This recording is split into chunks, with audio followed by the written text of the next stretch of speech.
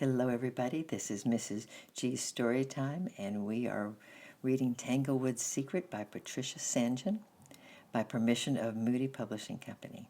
We are on Chapter 15, About Giving. Of course, we both overslept the next morning and were awakened only by the ringing of the breakfast gong and the sound of my aunt's footsteps coming up to see what had happened to us. She was rather suspicious at the sight of us only just waking up. "I believe you don't settle down properly at night," she remarked severely, "or you'd be awake at a proper time. I believe there's a lot of running about when you should be tucked up, and I won't have it. Once in bed, you're to stay in bed, or I shall have to start locking you in." Philip and I looked at each other guiltily out of the corner of our eyes and hoped that our aunt would not ask any more on the subject. Fortunately, she was very busy, so no more questions were asked. I was simply longing for a good talk with Philip, but felt that I had really been so naughty the night before that I had better try to be extra good today. So I went down to the kitchen and offered to help, and my aunt was only too pleased to accept.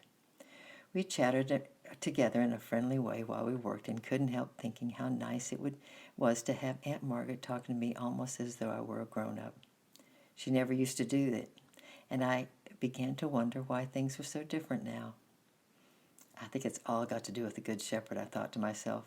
"It really has been different since Philip and I began to know about him. I do believe he really is beginning to make me less cross and less busy, and I do believe Aunt Margaret is getting nicer, too.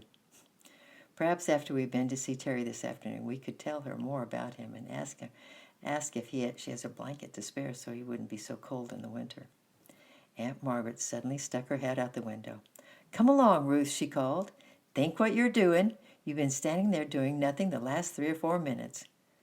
I turned very pink and went on with my work in a great hurry, but I was longing to finish and get to Philip and tell him about my plan. "You can go now," said Aunt Margaret, taking off her apron. "You've been a great help this morning." I scuttled upstairs 2 steps at a time and found Philip laying flat on the bed with all the money from his money box spread out in front of him. I knelt down and we counted it together. £1, 17 shillings and 4 pence, said Philip thoughtfully. "And I saw a camera for £2 and 2 shillings. If we both saved our pocket money for the rest of the holidays, we could get it by the beginning of school. On the other hand, if we gave Terry 10 shillings for extra milk, we could get it around about Christmas."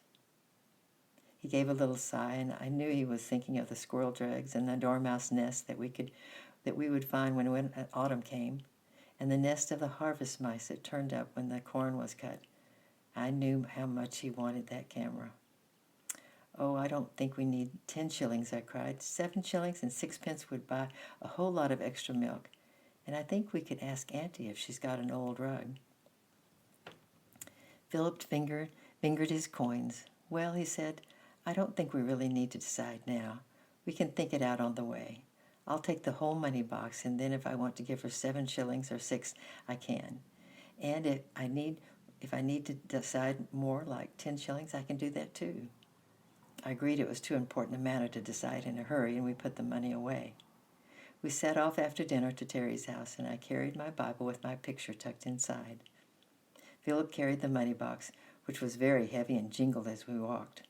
He was rather quiet, and I thought he must be thinking of the camera and really wanting it, so I longed to cheer him up. "Philip," I said, "I think 5 shillings might buy quite a lot of extra milk. Let's ask how much extra milk cost." Philip only grunted. He didn't seem to want to talk about it at all, so we walked on in silence.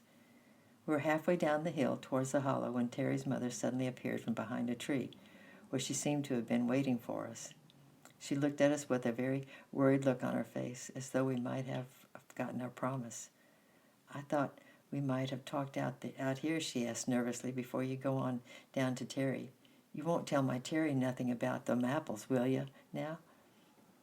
I did it for his sake, but he'll get really upset if he knew. He's a good lad, my Terry." "Of course we won't tell Terry," said Philip. "We promised you we wouldn't tell anyone. Let's talk here on the hill, and he won't be able to hear us." We sat down among the flowers and were silent for a little while. Philip looked at me because he was expecting me to begin, and I looked at the ground because I was shy, and Terry's mother looked very hard at the money box. "We've bought you some money to buy milk and a bedclothes for Terry, he said simply. It's not much, but it's all we've got. And as he said it, he tipped up the money box and emptied the whole lot into Terry's mother's lap.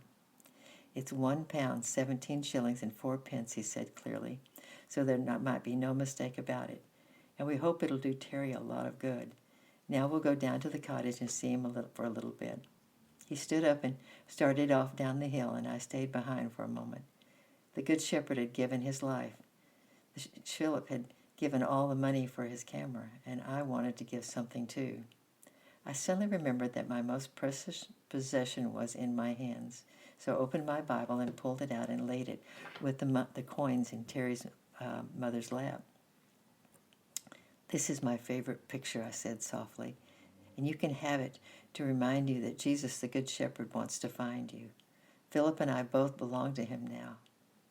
Thank you, little lady, she replied, and I left her sitting there counting her coins on the hillside while I ran after Philip. I hope you didn't mind if I gave her all the money, said Philip as we were walking home an hour later. After all, a lot of it was yours, really, and somehow I felt we couldn't keep it. I mean, the camera doesn't seem to matter much compared with Terry, when you come to think of it, does it? No, I agreed, and the funny part is I was thinking the same thing. When I thought about the Good Shepherd giving his life, it seemed awful to be giving such a little, and I was trying to make you look at me to tell you to give more. Funny, said Philip. I thought I should feel miserable without my money, but actually, I feel really happy.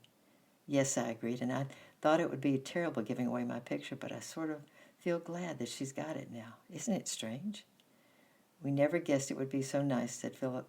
But when you come to think of it, Ruth, I believe it's the first time we've given away anything that we really wanted to keep so badly, and so we couldn't have known.